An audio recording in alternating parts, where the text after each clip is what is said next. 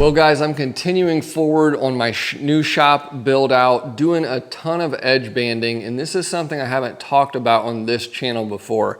Edge banding is something that might be a little bit intimidating or mysterious to you if you've never done it before, but it's actually one of the easiest skills to learn, and it makes, it just opens up the doors to a wide range of possibilities on cabinet building that you wouldn't have had otherwise without the skill of edge banding. So basically what we're going to be doing is taking edge banding, and the reason we use this is because we want to finish off the end grain of our plywood. This allows us to build frameless European style cabinets. I could take this plywood and use it as a drawer front, a cabinet door, all kinds of things, a shelf, etc., by being able to simply finish this off with edge banding. The great thing about edge banding is it just requires some very basic hand tools that are really pretty inexpensive to get started. It doesn't take much at all to get going edge banding. Let's get started by taking a look at the edge banding itself. There's a variety of different edge bandings that you can purchase. This here already has adhesive applied on the back. This is a dry adhesive, and then whenever you apply heat to the top side, the adhesive on the back is going to soften and stick to the end grain of our plywood. I do recommend purchasing your edge banding in large rolls. This is a 250-foot roll. You'll find it's much more cost effective and economical to purchase the big rolls versus what the box stores sell. When you purchase your edge banding, it's very important that you get banding that is wide enough to overhang both sides of your plywood whenever you glue it on, and then you'll flush trim it later. So in this case, I'm using 3/4 inch pre-finished plywood, which is actually more like a little over 11/16 in actual thickness. My edge banding here is 7/8, so it works out pretty good. I've got plenty of overhang on the sides to trim off. If you go with edge banding that's too narrow, you may have difficulty lining it up and getting proper coverage over all of the end grain of your plywood. Just a real quick overview before we get into actually applying the edge banding. Tools you need. First off, your edge banding. You'll need an iron. Just about any iron will do. It doesn't need to be anything special. You'll need a means to flush trim the ends. So I've got a knife and a snips here. I've got a chisel. You don't have to have this. I'll talk about that more later. A roller is really key to roll on the edge banding and get rid of any air gaps. Flush trimmers. I've got two different kinds here that I'll show you. And then to finish off the edges, we want to take off the sharp edge. I've got a couple files, some silicone spray, and a wire brush to remove the glue from the file. The first thing that we'll need to do is cut our edge banding to length. I like to leave it at least a 1/2 inch long on both of the ends. Usually I just end up leaving my roll laying on the workbench. You could definitely come up with something that would allow you to pull this out in a little bit better way, but I usually don't. One tip, I also leave some tape on here. That way, if this would happen to fall off the workbench or something like that, it wouldn't completely unravel. But I just set it down, gotta get my tape out of the way here. I'll just kind of get some loops around here so I've got plenty of slack. Give myself about a finger width on the end, and then pull it to the other end. Now here, to cut this off, you've got a couple options. First thing I'll show you is you can just bend it over, fold it like that, and give it a little rip, and you've got it cut to length. Another thing you can do is use your flush snips right here, and that works really well for cutting this stuff to length also. When I'm doing a lot of same size drawer fronts or doors for cabinets, shelves, whatever, I'll typically just batch cut a bunch of pieces at once and then just have them laying aside. So I'll go through like this, and this does not have to be precise at all. You just need to make sure that you've got it long enough and that you're not too short. So you could do a dozen pieces at once, however many you need. It's nice to be efficient with the process and batch as many processes as possible. Now again, our edge banding has dry glue applied to the back that whenever you heat it up will soften and bond to our plywood edge. Any iron will work. You are going to want to set your iron to the highest setting so it's as hot as possible. That will ensure that you can work as quickly as possible. So I start on one end, get it so that your overhangs look about right here. And you want to just kind of leave the iron set to get that initial tack up. That way the piece will not move. See, it's already stuck on there on the end, so it's not going to move around. Then I just want to work my way down the workpiece. I'm using my fingers to gauge the overhang on both sides so that I'm centering the banding as I go. It's just a feel process. You don't even need to use your eyes. Just feel it the whole way. So then there's the question of, well, how long do you leave the heat on the banding? To me, a good rule of thumb is you want the banding to be too hot to touch. So whenever it feels hot enough that I can't really hold my finger on it, that's a good indicator that the glue is hot enough that it's going to be binding really well to that plywood end grain. You'll also see a lot of guys, whenever they iron, they'll tilt the iron a little bit towards the end of the process to get that edge to bond really well. I don't necessarily find this is necessary. Sometimes I do it, sometimes I don't. Your results may vary, just do what you feel is best. Now, as we finish up the process with the iron, we've got it nice and hot. We want to move right into rolling out the edge banding. This is a really important part of the process. Underneath this banding, there can be air bubbles, things like that, and just some lack of uniformity with the glue. With this metal roller, while it's still hot, you do this process, it's going to evenly distribute all that glue under that edge banding, and it's going to push out any of that air bubbles, and it's going to kind of burn the glue into the end grain of that plywood, and you'll get a much, much better bond using this than if you don't. So I highly recommend you use a roller. This one is made by FastCap. It's specifically designed for edge banding. The metal roller works great, and it just fits really good in the hand. Now it's time to flip this over. I don't cut the ends to length right now. I'll give this a little bit of time. It doesn't take long, but a little bit of time to cool down before I trim that. The reason being is if it's still hot and I go right into trimming this, there's a chance I could pull up that end, and I don't want to do that. So we'll give it time since we can. I'm gonna flip it over here, move right into the other side. Again, use your fingers, just feeling it to center it. Go a little slow starting off so that the end of the piece tacks up and doesn't allow it to slide down or move. And then we'll just work our way down. You have to be a little bit patient with this process. Allow the heat to do its work. Get that glue nice and soft so that it bonds really well. And then again, after you get to the point where you feel like you can't hardly touch it, that's a good indicator that you've got enough heat that your glue has softened well. So go down at an angle, back with an angle, just to press that in, roller, and we're ready to end cut.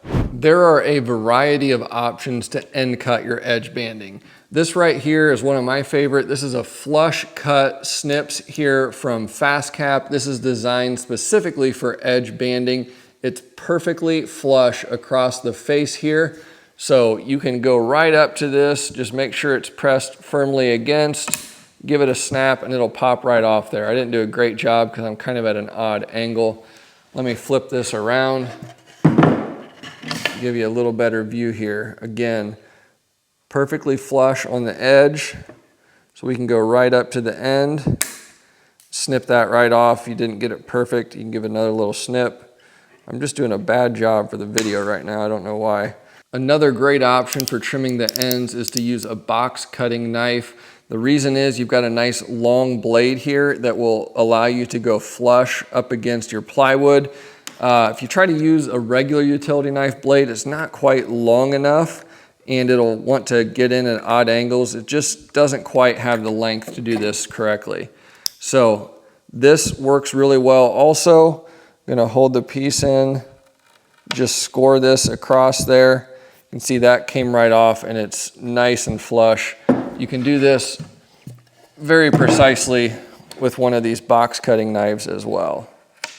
Guys, I will have affiliate links to all the tools I'm using in today's video in the video description. Check those out. When you use those links, I get a kickback from Amazon. It's a big part of how I can justify all the time it takes to keep this channel going. I appreciate your support. Our next step is flush trimming our edge banding. This is a critical step. We don't want to mess up our workpiece by doing this incorrectly. We've got a lip hanging over on both sides. How are we going to trim that off? You could use a router and router bit. The problem with that is that you have glue on the underside of all of this edge banding, and that tends to gum up the router bit and bearings pretty bad. So I don't recommend that. Most people are going to use a couple different options. You'll see guys using a chisel. Some guys will even use a file. Most commonly, you're gonna see tools like this for trimming off that edge. So with most edge banding trimmers, you're gonna see a blade that takes the form of a slot right here in the end. And what that is going to do is it's gonna slide directly over that lip on the edge banding, and it's gonna allow you to trim that off. This right here is a single-sided trimmer, so you're just gonna run that down one side at a time. Right here, we've got a trimmer from Fast Cap, and this has got 4 different cutters on it. So you can flip this way, and you can go forward or backwards. It's actually got 8 cutters, I should say. It's spring-loaded, so you're gonna put this over the plywood, you're gonna squeeze it together, and then it's going to trim off both edges at the same time. Now the problem with this style of trimmer like I have here is that if you don't have the perfect amount of clamping pressure as you pull, it can tend to dig in a little bit too far to the plywood. Now I just pulled that across and this actually looks absolutely perfect. And this looks absolutely perfect as well along here. So it worked out that time. The other thing that you have to consider when you're trimming is that a lot of these edge bandings are going to have grain because it is real wood. Now this is some birch edge banding and it's pretty thin, so the grain doesn't really pull too far in one direction. But if this was a little bit thicker edge banding like oak or something like that, and I was trying to pull this the wrong direction against the grain, it would actually be pulling the wood fibers out and away, and I would end up with a really splintery edge along here. So that is the disadvantage of an edge trimmer like this. If you're using like a PVC, melamine type edge banding, the grain's not gonna matter. This will probably work just fine once you get a feel for it. If you're using real wood, I'd recommend this style. It's much more foolproof and will ensure that you don't dig in too far by going the wrong direction with the grain. Now I've got a pretty decent feel for this tool, but I'm gonna try and show you what happens whenever you don't have the right feel for the tool. Basically, you're gonna end up digging in too far in certain areas. And so you see right here, I took off the finish on this pre-finished plywood and it kind of scratched a little bit. Other side, probably dug a little bit too far in all along that surface as well.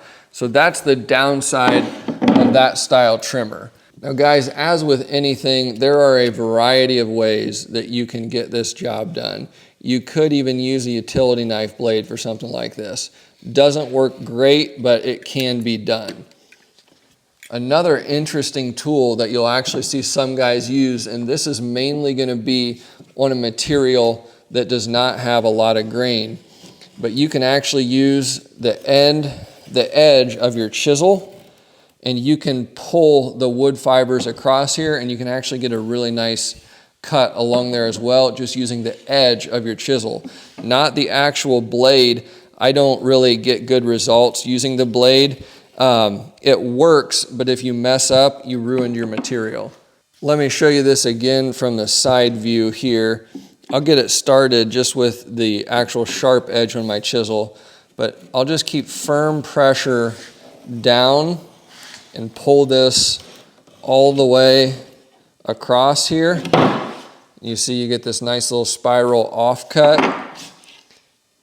and we get a really nice edge along there.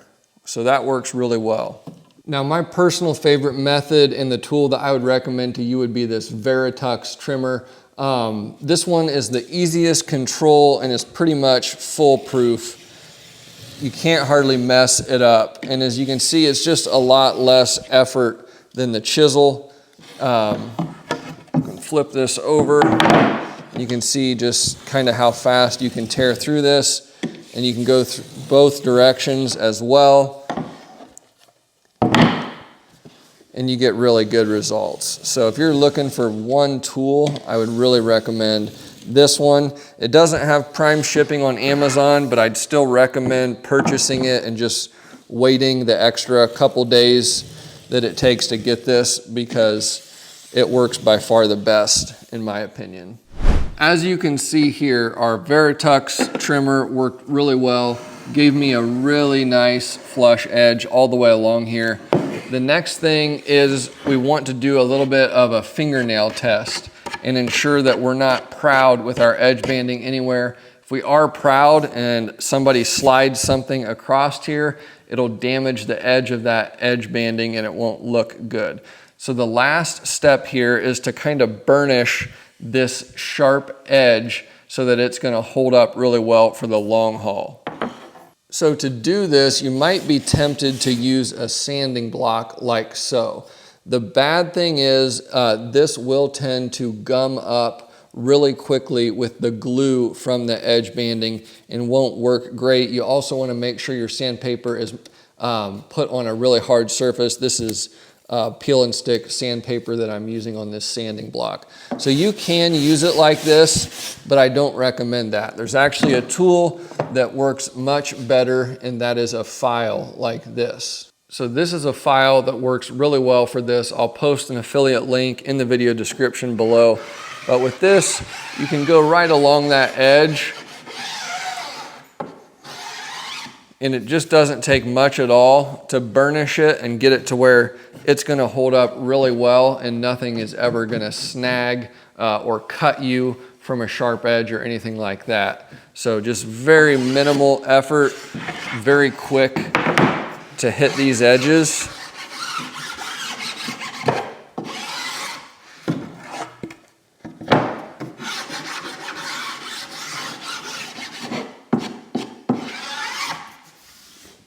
So a few things you're going to want with your file: liquid wrench silicone spray, and then a nice wire brush. This was a tip that I got from Next Level Carpentry channel on YouTube. Works really well. After you're done with your file for the day, spray it down with this silicone, and what that's going to do is whenever the glue builds up in between your teeth on the file, all you have to do is take a brush and all of that gunk will brush right out for the most part because of that silicone spray, and you'll be back in business and it'll be clear and clean again. So that works super good. Again, Next Level Carpentry channel saw this on, so I'm doing that. Hit this with the spray after I'm done each time, and that will dry, and then the next time I'm doing edge banding, that glue will just pop right off of that file. Guys, I hope you found this video informative and helpful. Edge banding shouldn't be intimidating. It's actually very easy, and it's extremely easy if you just have the right tools to get started. So hope this is helpful. I've been doing a ton of cabinets for the new shop, and we'll still have a lot more to do, which means a lot of edge banding for me. It's actually working out really great though. Thankfully, I found some edge banding that matches this pre-finished plywood really well, so everything is looking really good. If you got any comments, thoughts, tips, concerns, let me know in the comments. Again, affiliate links for all the tools will be in the video description. I appreciate your support, and we'll see you on the next video.